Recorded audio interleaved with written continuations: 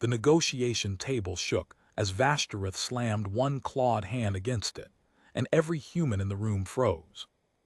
I was the only one who did not step back. My name is Daniel Cole, and 3 months ago I was pulled from a translation desk and thrown into a room with a creature older than every human civilization combined. Vashtoreth was not just any dragon. He was the first voice of the Ashkal Dominion, a being who had watched empires rise and crumble to dust while still young by his people's standards. His scales were the color of burnt iron.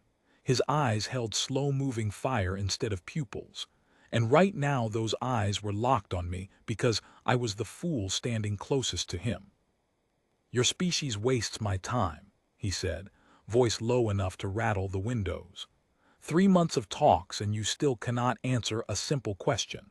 Why should the Dominion trust a species that cannot even survive one full day without collapsing from exhaustion? The rest of the human delegation sat frozen behind me. Nobody wanted to speak. Nobody wanted to be the one who said the wrong thing to a creature who could level the building with a single breath if he chose to. So I did the only thing I could think of. I reached into my bag, pulled out my battered steel thermos, and poured myself a cup of coffee. The smell hit the room instantly, sharp and bitter, curling through the recycled air of the station. Vashtoreth's head turned toward me with a speed that made my heart skip. "What is that?" he said, not a question, a demand. "Coffee," I answered, keeping my voice steady even though my hands were not quite as calm as I wanted them to be. "It's a drink. Humans consume it to stay alert." His nostrils flared, drawing in the scent from across the table. For the first time since I had met him, something other than irritation crossed his ancient face. Curiosity. "Bring it here," he said. I hesitated. Behind me, I heard Priya Sen, the lead ambassador, whisper my name in warning. Dragons did not eat or drink anything offered by lesser species without extensive testing. It was practically law among the Dominion, but Vashtoreth had already extended one massive hand across the table, palm up, waiting. I stepped forward and placed the cup into his palm. It looked impossibly small there, a fragile ceramic thing resting against skin that could probably survive a plasma burn. He lifted it, sniffed again, and then, to the horror of every diplomat in that room, tipped it back and swallowed the entire cup in one motion. For a moment, nothing happened. Then his entire body convulsed. Vashtoreth's wings snapped open, knocking 2 chairs across the room. His tail lashed against the floor hard enough to crack the polished stone. A sound tore out of his throat that I can only describe as a mix between a growl and something close to disgust, deep and guttural, shaking the walls around us. Security drones swarmed toward the ceiling, weapons priming, and I heard Priya shout for everyone to stay calm even as her own voice cracked with panic. I did not move. I could not move. I was standing directly in front of a creature who could end my life without even trying, and he had just reacted to my coffee like it was poison. Slowly, the tremors stopped. Vashtoreth lowered his head until his burning eyes were level with mine, close enough that I could feel the heat radiating off his scales. "Why," he said, his voice raw, "do humans drink this?" The question hung in the air. I realized with a strange sense of clarity that this was not rage. It was genuine confusion. A being who had lived for thousands of years, who had tasted metals that could dissolve stone and gases that could kill a lesser species in seconds, had just been defeated by a cup of coffee. I swallowed hard and found my voice. "Because we're tired," I said, "all the time." Vashtoreth's eyes narrowed, waiting for more. "Humans don't get to choose when we're ready," I continued. "We work double shifts because someone has to. We stay awake for our children when they're sick. We push through pain because stopping isn't always an option. This drink doesn't taste good. It's bitter, it's harsh, and it burns going down. We drink it anyway because it buys us a few more hours when our bodies are screaming to stop."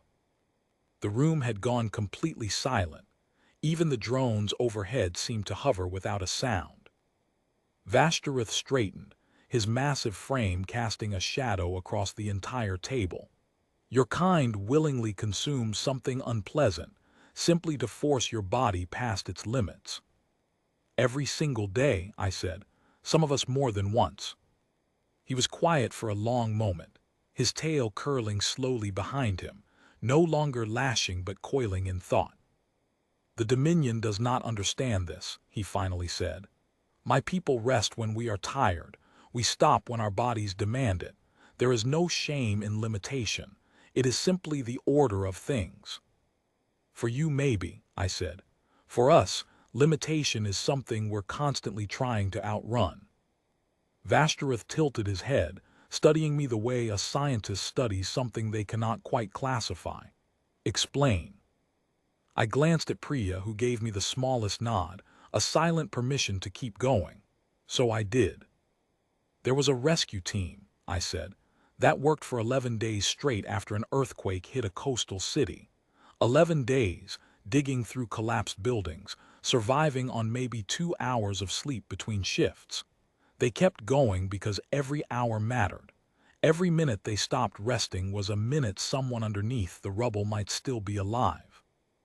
And they survived this. Some collapsed afterward. Some needed medical care for weeks.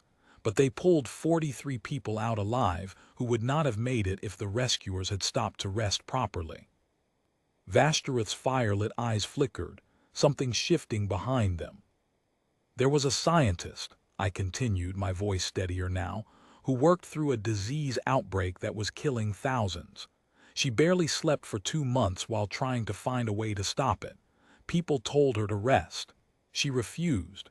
She said if she stopped, more people would die before she found the answer. Did she find it? She did on day 59. The dragon shifted his weight, wings folding slowly back against his body, the tension in the room easing bit by bit. There are pilots, I said, who fly for 20 hours straight through storms that would ground automated systems, because the automated systems fail and someone still has to land the plane. There are soldiers who march for days on wounds that should have stopped them, because their unit needed them standing. There are parents who go weeks on almost no sleep raising children, simply because that is what the child needs from them. Vashtoreth lowered himself onto the massive stone seat behind him, the one built specifically to hold his weight during these talks. And for the first time since I had met him, he looked less like a judge and more like someone genuinely trying to understand something foreign to him. My people, he said slowly, have never needed to override our own limits. When a dragon is tired, a dragon rests. There has never been a reason not to. We are strong enough, long-lived enough, that patience costs us nothing. That's the difference, I said. You have the luxury of patience. We don't, not always. Our lives are short. Our bodies are fragile. If we waited for the perfect moment, for full strength, for ideal conditions, most of what we've built would never exist. So we learn to push through instead of waiting. And this, he said, gesturing toward the empty cup still resting in his palm, is one of the tools you use to do it. One of many, I said. It's not magic. It doesn't make us stronger. It just tricks our bodies into thinking we have more time than we do, enough time to finish the job. Vashtoreth stared down at the cup for a long time. The room around us slowly began to breathe again, diplomats lowering their shoulders, drones retracting their weapons and drifting back toward the ceiling vents. "Bring me another," he said quietly. I blinked. "You didn't like it." "No," he agreed. "It was foul. It burned my throat and left a taste I suspect will linger for hours." He looked up at me, and something in his expression had changed completely from when I first stepped into that room. "But I begin to understand why your kind is feared across systems far older and stronger than yours. You do not wait to be ready. You simply refuse to stop." I poured him a second cup, my hand steadier this time. He drank it slower now, wincing slightly with each sip, but he finished it. "Tell the Dominion Council," he said, setting the empty cup down with surprising gentleness for a creature of his size, that the humans will not be dismissed as fragile allies. A species that manufactures its own strength from bitterness and stubbornness is not a species to underestimate. Priya stepped forward then, finally finding her voice again. Does this mean the trade agreement moves forward? Vashtoreth rose to his full height, wings stretching slightly before folding back into place. It means, he said, that I will personally recommend it. Humanity may be short-lived. You may be fragile in body, but you have found a way to outwork your own limitations, and in all my centuries I have rarely witnessed a trait more dangerous or more worthy of respect. He turned to leave the chamber, pausing only once at the doorway to glance back at me. Daniel Cole, he said, and I was surprised he even remembered my name. Bring more of that coffee to our next meeting.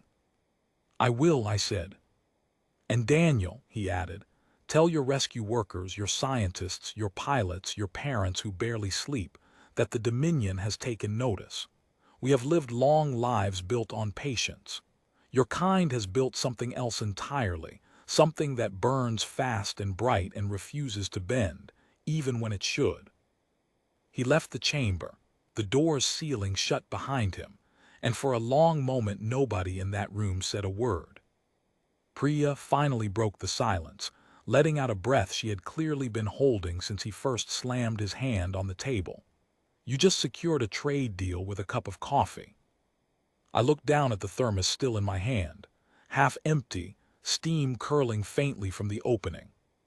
No, I said, coffee didn't secure anything. It just gave me a reason to explain who we really are.